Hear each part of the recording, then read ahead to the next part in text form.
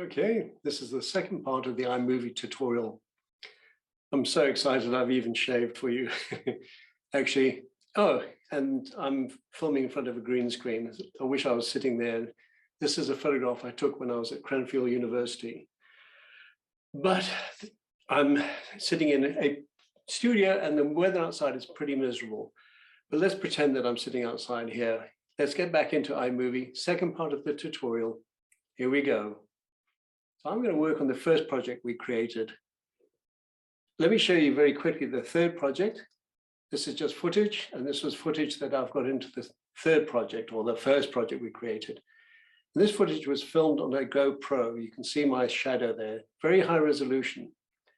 But if I go back to the projects, double click on this one, open it up, double click, it opens it up as it was saved.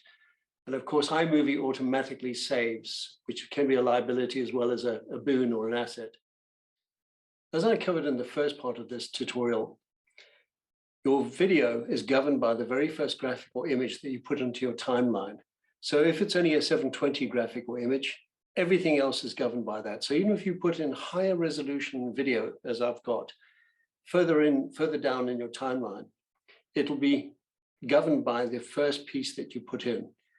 And I think it's not critical, but I think if you understand that right at the beginning, you'll know why your video doesn't allow you to render out or share it, as they call it, at a higher resolution.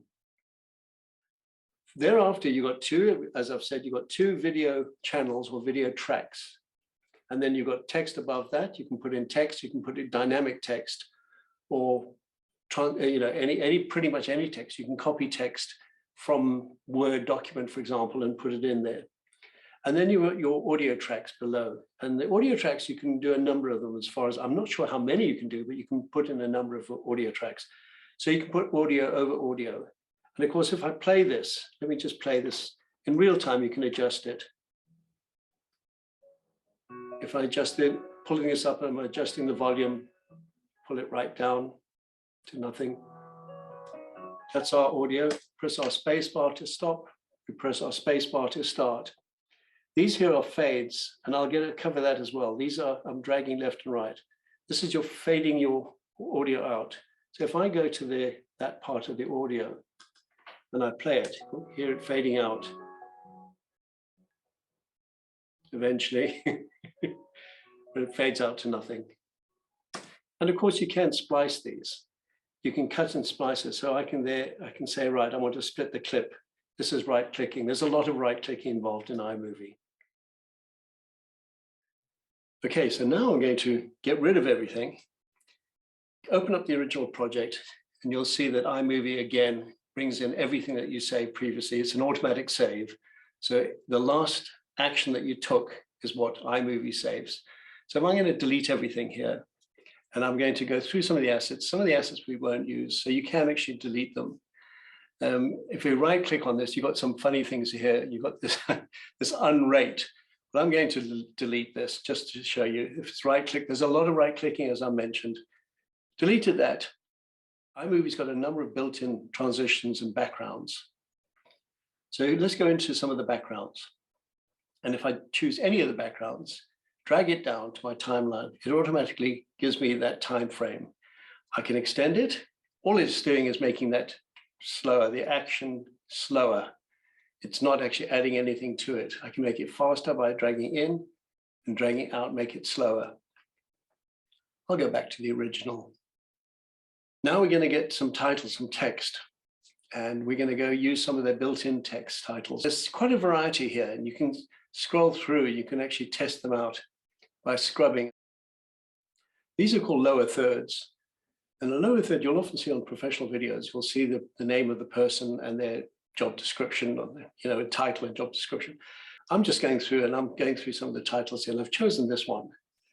And you can now change the colors if you want. You can actually change the fonts, but it can certainly change the colors. And I'm finding that this color is not standing out, so I'm going to change the color. We can call it Tut, but I'm actually going to call it iMovie. And then you give it a subtitle. And this is part 2 of the tutorials, whatever you want. But as I said, these colors are not standing out on this particular background. This is the action, that's what it's going to do. So let's change the colors. I've selected iMovie, I've got my color palette up there, and I'm going to choose a color that stands out. In fact, something nearer to white on this occasion. I'm doing the same with the part 2. Changing the color, you can make it the same color if you want, you can make it a different color. I've chosen a color, but I didn't select it. So what happened was it went defaulted back to that purple color. So I need to select it again and change the color again. This time I'm going to choose a color which is similar but different, but stands out. So once it's selected, so pressing your spacebar will actually play and stopping it as well, but it will play that thing through, or you can scrub by hand, whatever's easier. So this is just showing you the action. That's really what's going to happen at this point.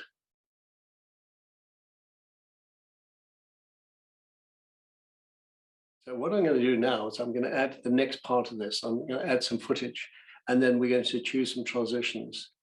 And then again, there's a lot of transitions. You can scrub through them. And the transition really is it's going from one clip or one graphic to another graphic, and it's giving it some kind of change. And these are the built-in transitions. I've not experimented, but I assume you can probably bring in your own transitions, but there's quite a few here and probably enough. Rather like fonts, you don't want too many fonts. Similarly, you don't want too many transitions. So you'd actually choose the transitions that are going to carry you through. Probably 2 different transitions would be sufficient.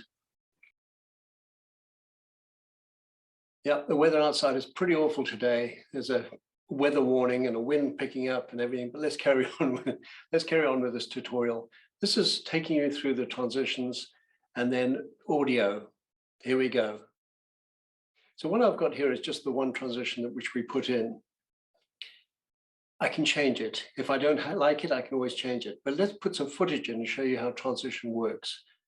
So if I select some footage and drag it down, it automatically snaps to the timeline. And then you can see how the transition works. Transitions basically gives you an effect from one clip or one graphic to another. This particular transition is a wipe, and it works okay. Let's try some other ones.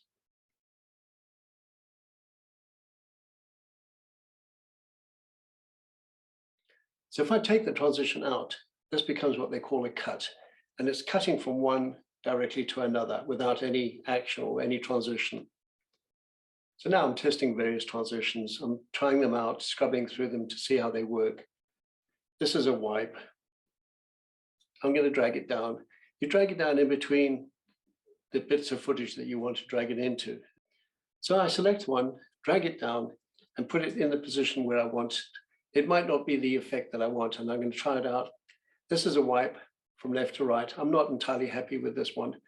So I'm going to choose another one, and I'm going to drag that over the top of this one, basically replacing it. I can then open up the menu, right-click on it, and open up its options.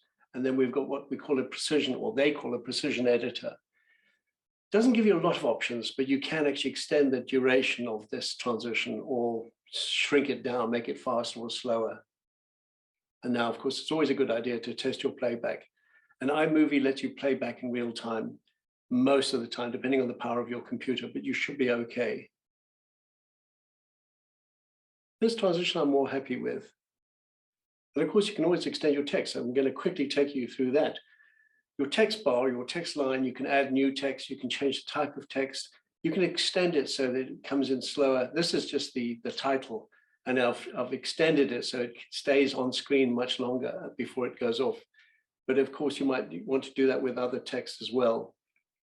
So before we look at the audio and see what we can do with the audio and detach it and edit it, and other little features as well, we need to look at our settings, because I can't see everything that's on the timeline.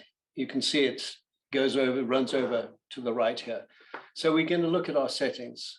And if I open this up, we've got our project settings, but that's not really what we're going to worry about at this stage. What I'm going to do is I'm going to pull this down until we got everything on our timeline. That's pretty much all we need. Now I can play with the audio, and I can edit the audio, which is going to be the next part. Now, Under your footage, there's a tiny bit of audio which you can barely see, which is built into the footage. If I detach it, it gives me an audio channel, a separate audio channel that I can then edit and change. If you do have audio in your footage, you could, of course, edit it on that track, but I wouldn't advise it. It's very tiny, very difficult to do that. So I would suggest detaching it and working on it separately. Now we're going to detach the audio. So if you right-click on the footage, brings up the menu, and in the menu, it's got Detach Audio. The moment we detach the audio, it creates a new, or the first audio track, true audio track. And you can edit it, you can move it about, you can change it. Unlike the video track, which snaps to, this one doesn't necessarily snap to a track. So you can move it around and reposition it. And obviously it's easier to edit it once it's there as well.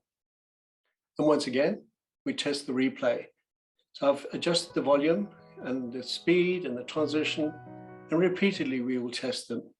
Let's try a couple of other options. Again, we're right-clicking to bring up the menu, and this time we're going to change the speed of this piece of footage. Now you'll notice that when you change the speed, tiny little circles come up on the left and the right. And in the center, if you drag it to the left, you'll get a bunny, which indicates speed. And when I do the opposite, when I drag it to the right, I'll get a tortoise icon in the center there, which shows me that it's slowing down. Let's just test out the speed again.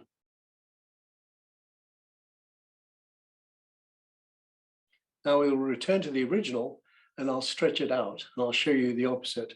So the center has a little tortoise icon. And again, I'm testing it, just showing you the speed in real-time playback. Of course, you can undo all of these actions, like most applications these days. You can go and undo, and some of them have multiple undos. Okay, now we're going to go into the clip trimmer. So if we right-click, it opens up and it puts it into a totally new channel. I can't see a lot of features on this and a lot of reason to use it other than trimming. And you can trim quite easily, and you get little icons that appear, and you can trim it left or right or both. And then the moment you let go back into gray, it comes back into the audio track. Now let me show you some of the fade in and fade out. These are, again, tiny little circles left and right, which you pull to increase or decrease the amount of fade in and fade out. You can just do the one side or the other side or both sides, both ends.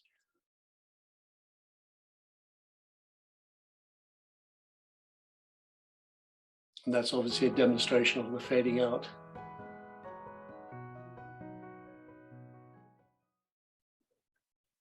Now we're going to do a freeze frame, what they call a freeze frame. And you might want to stop one particular frame in a bit of footage. So you'll right-click and you'll go into freeze frame. And once it appears wherever your time head or your play head is, you can adjust it. So if you want it to appear shorter or longer, depending on how you adjust it. I think that's all for now. And we'll probably do another part of this. But this is pretty much giving you enough to get going, to get started with. And then there are a lot of other little options, which I'll show you in another session. Thank you. Cheers.